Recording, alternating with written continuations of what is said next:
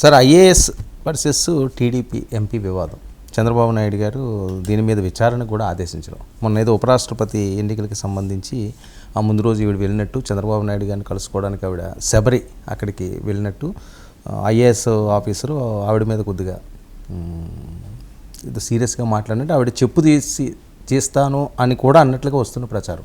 మొత్తానికి ఒక వివాదం అయితే జరిగింది. జరిగినట్టుగా అందరూ అనుకూల ప్రతికూల ఇంగ్లీషు తెలుగు అందరూ కూడా రాశారు, సమాచారం కూడా వస్తుంది. అది కూడా గిరీష్ మిశ్రా, కార్తీక్ మిశ్రా లోకేష్కు కొంచెం సన్నిహితుడు లేకపోతే అని కూడా పేరున్న వ్యక్తి. ఇప్పుడు అంత స్థాయిలో ఎందుకు ఎంపీగా రియాక్ట్ అయ్యారు, లేకపోతే ఆమె ఏకవచనం వాడారని ఆయన కూడా సీరియస్ అయ్యారు. సరే, ఆయన ఏకవచనం వాడారని ఆమె సీరియస్ అయ్యారని, ఇవన్నీ కూడా వాస్తవంగా ఉన్నత స్థాయిలో ఉన్న వాళ్ళ మధ్య రాకూడదు. కొన్ని సందర్భాల్లో అధికారులు వాళ్ళకి ఇచ్చిన ఆదేశాల ప్రకారం కొంచెం ఆగండి అనేదో అన్నట్టున్నాడు ఆయన. ముఖ్యమంత్రి బిజీగా ఉన్నారని నేను మర్యాదగా కర్టసీ కాల్ కోసం వచ్చానంటే ఆయన కొంచెం అక్కడ జరిగిందని. అంటే ఆ తర్వాత చంద్రబాబు దీని మీద విచారణకు ఆదేశించారని కూడా టైమ్స్ ఆఫ్ ఇండియా చెప్తుంది. నేను కాదు, చంద్రబాబు. అంటే ఖచ్చితంగా తెలుగుదేశం పార్టీకి ఈ ఇతర ఎంపీలు కూడా కొంచెం ఆమెకు మద్దతుగా వచ్చారు. ఆయన సరిగా వ్యవహరించలేదు, అలా మాట్లాడి ఉండకూడదన్నారని ఈ స్టోరీస్ చెప్తున్నాయి.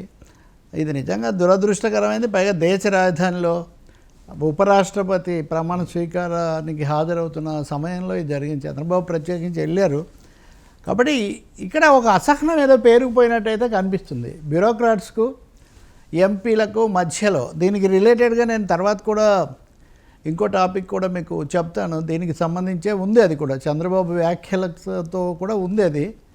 అయితే ఈ స్థాయిలో మటుకు మీరు అన్నదైతే నేను వింటున్నాను.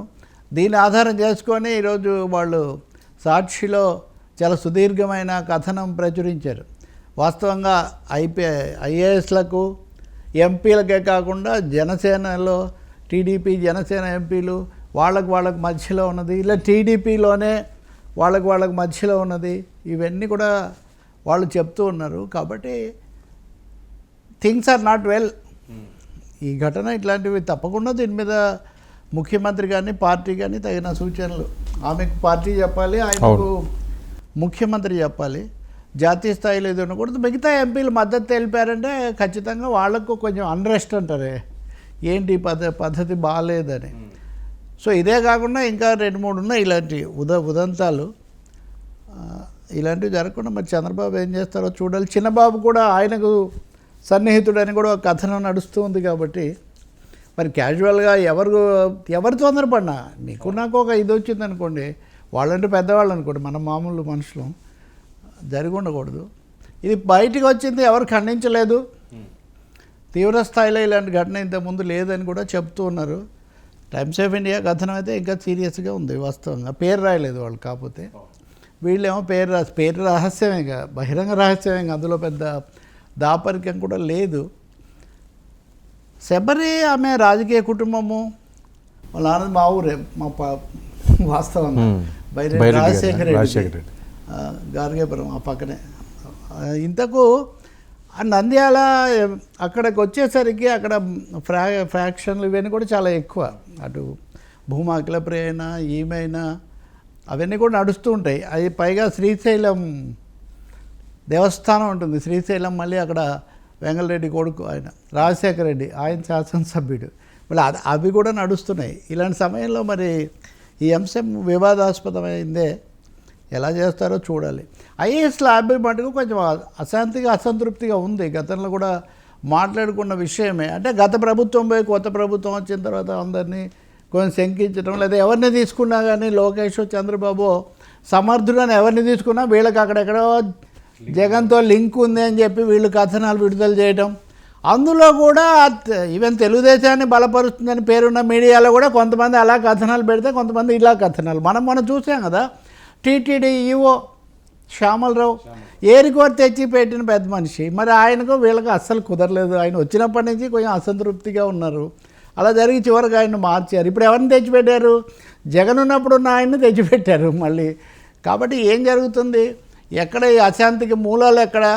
ఐఏఎస్ల పట్ల అధికార ప్రతినిధులు కొంచెం ఇదిగా వ్యవహరిస్తున్నారా, ఇవన్నీ చూడాల్సి ఉంటుంది. ఇంకా ఇవన్నీ ప్రజల సమస్యల మీద అయితే చాలా మంచిది.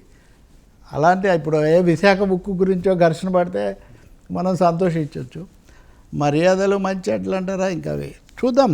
దర్యాప్తు జరపాలంటున్నారు కాబట్టి ఉత్తర్వు ఇచ్చారంటున్నారు కాబట్టి ఏం చేస్తారో చూడాలి మనం. సార్ మరి నా తర్వాత కలెక్టర్లే అంటున్నారు. ఒక పక్క అక్కడ కలెక్టర్ వివాదం అయితే చంద్రబాబు నాయుడు గారు చెప్తుంది.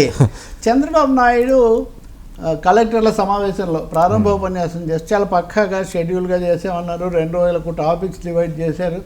నాకు 45 నిమిషాలు ఇచ్చారు, నేను 1 నిమిషం దాటాను పొరపాటున అనే మాట కూడా చంద్రబాబు వాళ్ళతో అన్నారు.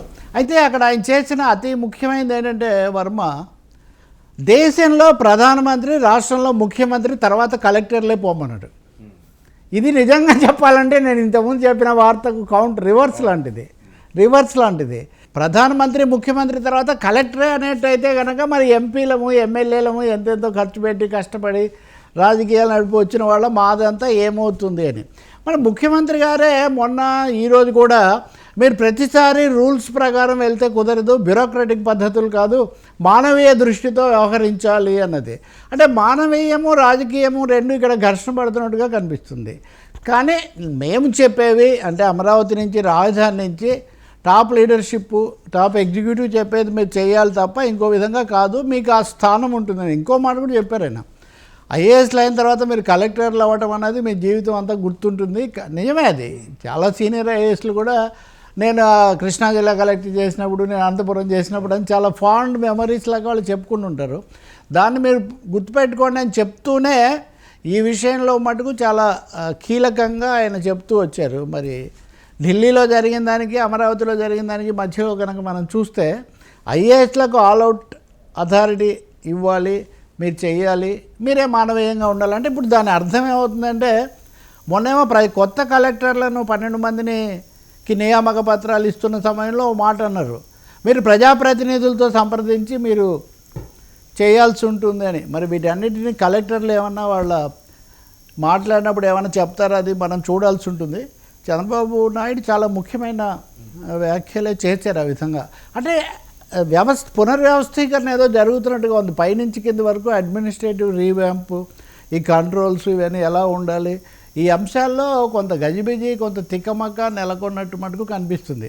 అక్కడ మనం చూసిందేమో ఎంపీస్ వాళ్ళ సైడ్, ఇటు మనం చూస్తున్నదేమో సివిల్ సర్వెంట్స్ సైడ్ నుంచి. మరి అదే వెరీ ఎక్స్పీరియన్స్డ్ చీఫ్ మినిస్టర్ ఎప్పుడు రివ్యూస్ చేస్తుంటాడని పేరు చంద్రబాబు నాయుడుకు. నిన్న కూడా, ఈరోజు కూడా చెప్పారు, 15 నెలలకు ఒకసారి, నెల రోజులకు ఒకసారి ఈ విషయాలన్నీ మీ దగ్గర ఉండాలి. ఈ పద్ధతిలో కొంచెం ప్రెషర్కు గురవుతున్న పరిస్థితి కూడా కనిపిస్తుంది. ఎందుకంటే అన్నీ ఇప్పుడు మనం తర్వాత ఆ టాపిక్ కూడా చర్చించాలనుకోండి. ఈ పీపీపీ విషయం,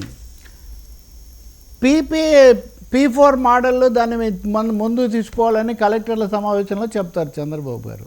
ఇప్పుడు పీపీపీ అనేమో పబ్లిక్ ప్రైవేట్ పార్ట్నర్షిప్ అన్నా ఒకసారి ఒక పీ కలిసాక రెండో పీకి ఏమీ పెద్ద విలువ ఉండదు, అది ప్రైవేటీకరణ అయిపోతుందని అందరికీ తెలిసిన విషయమే.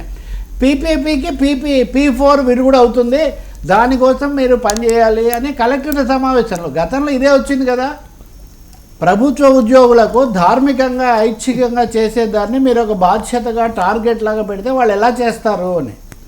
పీపీపీ ఏమో చట్ట ప్రకారం జరుగుతుంది, పీపీపీ ఏమో P4 ఏమో ధర్మకర్తృత్వం ప్రకారం జరిగేది. దానికి కలెక్టర్లు కానీ లేకపోతే స్థానికంగా ఉండే సచివాలయ కార్యదర్శులు కానీ వాళ్ళు ఏం చేస్తారు అంటే there is some kind of overlap, తిక్కమక ఏదో ఉన్నట్టుగా ఉంది. దీనికి మరి కలెక్టర్ల సమావేశం ముగిసేసరికి ఏమైనా క్లారిటీ వస్తుందేమో మనం చూడాలి.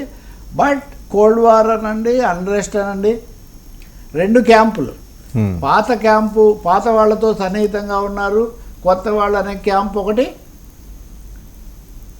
ఇంకా రెండోదేమో చంద్రబాబు గారు అద్భుతం, ఆయన చెప్పిందంతా చేస్తే చాలు అనే వాళ్ళు అయితే కింద క్షేత్రస్థాయిలో కూడా చూడాలనేది ఒకటి. 2 క్యాంపుల మధ్య అందుకనే ముఖ్యమంత్రి అంత సమయం తీసుకొని ప్రత్యేకంగా. ఇంకొక విషయం ఏమంటే పవన్ కళ్యాణ్ లేరు.